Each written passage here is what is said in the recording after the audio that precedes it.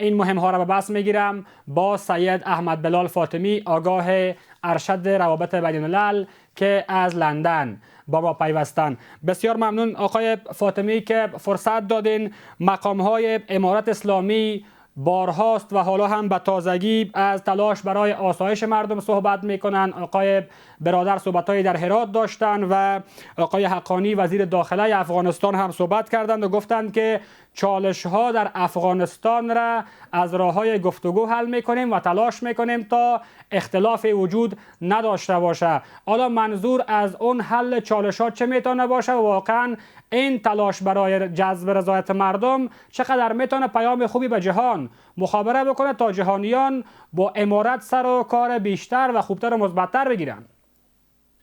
بسم الله الرحمن الرحیم. سلام احترام شما آقای شکومن و بینندگان با سرویس خبری شما. ممنون. خب اشاره به چالش ها که از دامنی چالش ها برای افغانستان بسیار وسیع است. ما در بخش اقتصادی چالش ها داریم، مشکلات داریم. ما در بخش فرهنگی مشکلات داریم. ما در بخش تعلیم و تربیه مشکلات داریم. ما در بخش حکومتداری مشکلات داریم. یعنی چالش ها و مشکلات افغانستان بسیار وسیع است و اینطور نیست که ما بگیم که امارت اسلامی که آمده این مشکلات بوده. در دورانی که امریکایی ها اینجا بودن و میلیاردها دلار بود، همین مشکلات ها در این کشور وجود داشت، چرا که کسی برای او توجه نکرد. و این مشکلات ما از اون روزی که بدبختی را به این مملکت کمونیستای خبیث العین آوردن در افت ثور، این کشور دیگه به پای ایستادن نتانست. حالا مهم به این که در 4 سالی که امارت اسلامی آمده، تقاضای ملت چی است؟ تقاضای ملت همین احیای اقتصاد کشور است و کاریابی برای مردم است. وقتی که شما وضع اقتصادی کشور را بهتر کنین و کاریابی برای مردم باشه، یک اعتماد در بین مردم پیدا میشه. وقتی که پروژه ها در مملکت شروع میشه، پروژه های اقتصادی می باشه، تولیدی می باشه و انکشافی می باشه، در اون صورت مردم مصروف کار میشن، بر جیب از اونها یک پول میره، با اولادایشان یک لقمه نان میره، باعث راحت و آرامش مردم میشه. در صورتی که در مملکت کار نباشه، وضع اقتصادی خراب باشه و دشمن هم در کمینتان باشه و اونا فرزن میخواین که بی ثبات بسازن شما را، افرادی که برشان کار نمی باشه و وضع اقتصادیشان خوب نباشه، با آسانی تومه حریق ازمی جنگ نیابتی میشن و میرن از خاطری که برای اولاد خود یک چیزی را به دست آورده باشن، خود به هلاکت میتن، به جنگ میتن و بر علیه امو خاکی که نمیخواین بجنگن مجبور میشن از خاطر یک لقمه نان برای اولاد خود بجنگن. از این بابت است که اگر امارت اسلامی توجه میکنه به مسائل اقتصادی و انکشافی و پروگرام های وسیع دارن، پروژه های وسیع دارن و دارن هر روز افتتاح میکنن، که ما امروز هم یک خبر شنیدم که 7 چیز تولیدی برق در نقاط مختلف کشور به حساب بهره برداری سپرده شد. یعنی این و خبرایی است که انسان از زنده میسازه، خوش میسازه. چرا که اگر این پروژه کوچک هم باشه، ولو اگر 1000 نفرم این بتانه به کار به چیز کنه، مشغول بسازه، اگر می رقم یک پروژه 1000 نفر. آقای فاطمی، این جذب رضایت مردم و جلب رضایت مردم در واقع چقدر میتونه زمینه ساز این باشه که کشورهای جهان به دید مثبت‌تر نسبت به امارت ببینن و سر تعامل با امارت اسلامی افغانستان را بیشتر باز کنن؟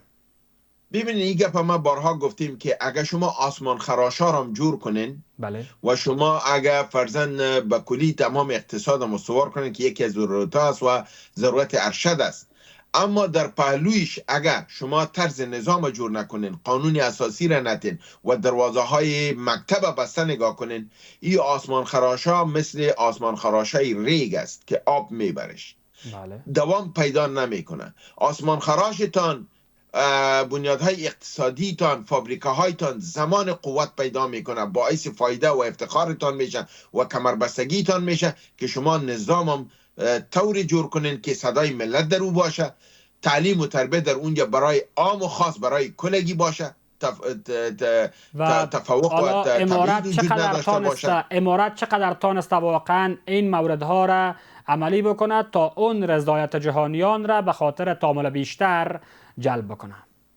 توجه بیشتر امارت اسلامی به طرف احیای اقتصادی و پروژه ها است. بله. بخش مهم دیگر که مسئله قانون اساسی کشور است، مسئله نوعیت نظام است، مسئله حقوق زن است، مسئله تعلیم و تربیه زن است، مکاتب از ایناست. به این توجه نکردند. فعلا هم ملت به همین انتظار نگاه کردند که تا امر ثانی منتظر باشند. والله اعلم که امر ثانی چی وقت به اختتام خواهد رسید ایره نمیدانیم، اما هر چیز زودتر به اختتام برسه این به نفع ملت و به نفع خود نظام است. اگه این مشکلات حل کنن این نظام پایدار میشه، مستحکم میشه، مردم به طرف مهاجرت ها نمیرن. یکی از عوامل مهاجرت ها که بیکاری است، از عوامل دومش تعلیم اولادا است. تعلیم اولادا که نباشه مردم مجبور میشه به امون مشکلات ها تن میتن و میرن. مگه افسوس اینجاست که با شما اونم میشنویم که رهبرای امارت اسلامی را بسیاریش اولادایشان دخترایشان در قطر و در امارات متحده عربی، در پاکستان و در کشورهای دیگه درس میخوانند، اما می درس برای اولاد ما، برای دخترای ما چرا حرام گشتاندن؟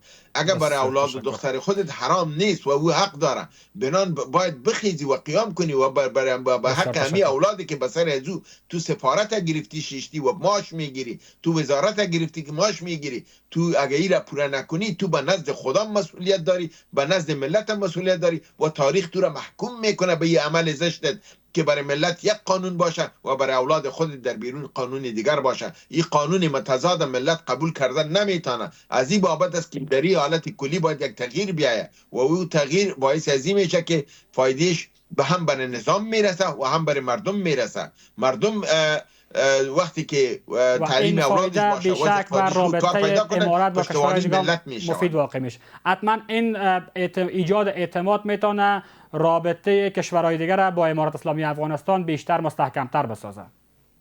بالکل. وقتی که شما از درون قوی شوید و ملت در پالیتان استاد شود و نظام عدالت اجتماعی را قائم کنه، دنیا دیگر رای نداره که شما را محکوم به کدام چیزی کنه. اگر ببینه که تعلیم دختر است بهانه‌اش ختم میشه، اگر ببینه قانون اساسی داری بهانه‌اش ختم میشه، اگر ببینه که رشد اقتصادی داری بهانه‌اش ختم میشه، اگر ببینه که بر مردم کار است، مردم آرام است، بهانه‌اش ختم میشه. بنان مجبور میشه که به حکم مردم که در پهلوی تو ایستاده است بیاید در پهلوی تو ایستاد شه و با تو همکاری کنه و با تو مراوده داشته باشه. در صورتی که مراوده نباشه و با ملت هم تفاهم نباشه، پشتوانی نباشه، خلاها وجود داشته باشه، برای دشمن و با بیرونی ها بهانه آسان جور میشه. و همیشه این جمله را من میگم و یک بار دیگه تکرار میکنم که روابط خارجی و روابط دیپلماتیک عینه‌دار و انعکاس کننده روابط داخلی یک مملکت است. اگر ما فرضاً اکثرا میگیم که این مسائل داخلی است، به امریکا و به همسایه ها چی غرض؟